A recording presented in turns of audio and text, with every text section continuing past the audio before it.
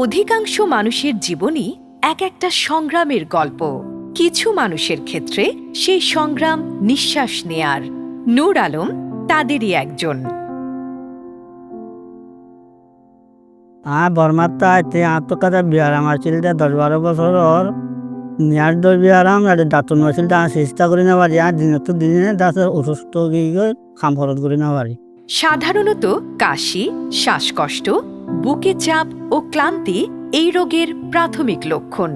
তবে সময় মতো সঠিক চিকিৎসা না পেলে সিওপিডির কারণে মৃত্যু পর্যন্ত হতে পারে।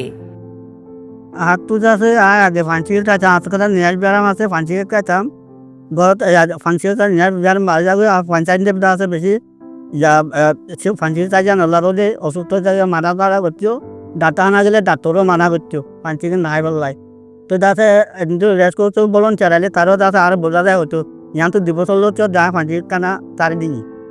অসচেতনতা, অবহেলা এবং ধূমপান সিওপিডিতে আক্রান্ত রোগীদের মৃত্যুর অন্যতম কারণ। ধূমপানের কারণে এই রোগে মৃত্যুর ঝুঁকি বেড়ে যায় 80 থেকে 90% পর্যন্ত। আর গ্রুপ গজি দিবাম মাঝে মাসে মাসে আছে আর আছে বরুক বই দিয়ে যাতে ফান্সিকেটা কথা হয় জান যাতে এটা কথা শুনি আর যাতে ফান্সিকেটা সারি দিয়ে ফান্সিকেটা কথা সার যায় যাতে আরাম পাই দিয়েছে। নিঃশ্বাস নেয়া সুস্থ মানুষের কাছে যেটা স্বাভাবিক বিষয়, সিওপিডিতে আক্রান্তদের জন্য সেটাই প্রতিদিনের সংগ্রাম। তবে পরিবার ও প্রতিবেশীদের সহায়তা আর নিজের ইচ্ছাশক্তি দিয়ে নূর আলমের মতো সিওপিডি থেকে সুস্থ জীবনে ফেরা সম্ভব। কারণ প্রতিটি নিঃশ্বাস ও প্রতিটি জীবনই মূল্যবান।